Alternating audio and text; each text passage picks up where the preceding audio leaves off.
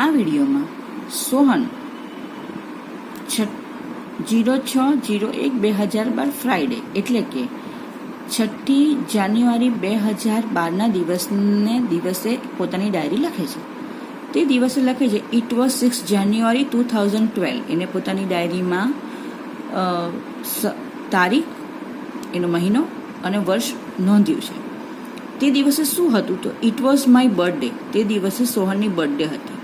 My father bought a bicycle for me. તે દિવસે તેના પિતાએ તેના માટે સાયકલ ખરીદી હતી, એટલે કે સોહનને તે ગિફ્ટ કરી હતી. આ વસ્તુ તેને ચિત્ર અને પોતાની ડાયરીના શબ્દો દ્વારા નોંધ્યું છે. આ વસ્તુ ડાયરીમાં નોંધવાથી તેને તેના બર્થડેની દિવસે ગિફ્ટ મળ્યું હતું અને તે કેટલો ખુશ હતો તે બંને વસ્તુને ચિત્ર અને લેખન દ્વારા સમજાવ્યું છે.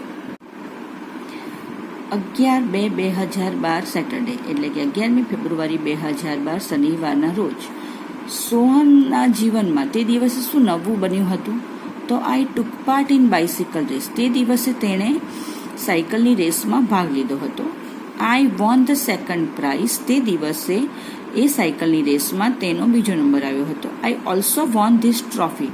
અને આ ટ્રોફી તેને તેના સેકન્ડ પ્રાઇઝ માટે પણ મળી હતી.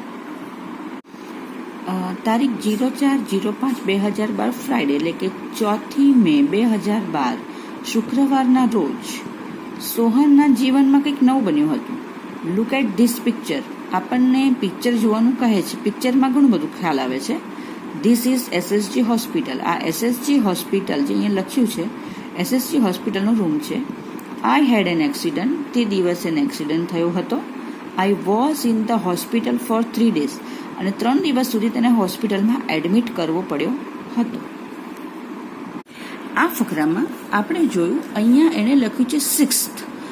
જ્યારે કોઈ પણ તારીખનો ઉલ્લેખ થાય ત્યારે અલગ અલગ રીતે ઉલ્લેખ થાય છે તે આપણે જોઈશું. મિત્રો, આપણે એક્ટિવિટી 4માંથી આપણે હવે થોડું ગ્રામરનો ભાગ કરીશું. મિત્રો આપણે સૌથી પહેલા તારીખને કેવી રીતે વંચાય તે જોઈશું. 01 એને આપણે લખાય 1ની ઉપર ST, એને વંચાય ફર્સ્ટ. તારીખ 2 તો સેકન્ડ, 2ની ઉપર ND હશે તો એનો અર્થ થાય સેકન્ડ, બોલાશે સેકન્ડ. ત્રીજી તારીખ 3ની ઉપર RD આવશે એટલે કે થર્ડ, આપણે એને થર્ડ વાંચીશું. 04 તારીખ એટલે કે 4ની આગળ 4ની ઉપર TH ફોર્થ, આપણે એને બોલીશું ફોર્થ. 05 5ની ઉપર TH એટલે ફિફ્થ, એટલે વંચાશે ફિફ્થ.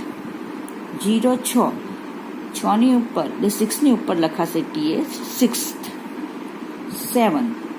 7ની ઉપર TH એટલે સેવન્થ. રેડ અક્ષરમાં જે કંઈ લખ્યું છે એ બધું એને શું વંચાય છે તે લખ્યું છે અને એને કેવી રીતે લખાશે એની પેટર્ન આપણે અહીંયા જોઈ છે.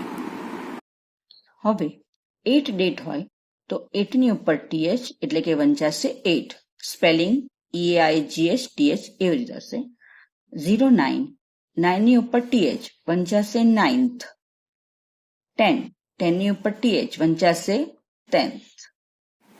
સોહનની ડાયરીમાં આપણને 3 ક્રિયાપદ, ભૂતકાળ અને ભૂતકૃતના રૂપ પણ જોવા મળે છે. જેમાં સૌથી પહેલું ક્રિયાપદ આવે છે BUY બાય એટલે ખરીદવું, TAKE ટેક એટલે લેવું, WIN વિન એટલે જીત. હવે તેનું ભૂતકાળનું રૂપ લઈએ તો બાયનું ભૂતકાળ થાય BOUGHT બોટ, ટેકનું ભૂતકાળ થાય TOOK ટુક અને વિનનું ભૂતકાળ થાય વોન. હવે તેનું ભૂતકૃતનનું રૂપ લઈએ છે તો બાયનું ભૂતકૃતન થાય BOUGHT બોટ એટલે ખરીદ્યું, ટેકનું TAKEN ટેકન એટલે લીધું અને વોન એટલે જીતેલું.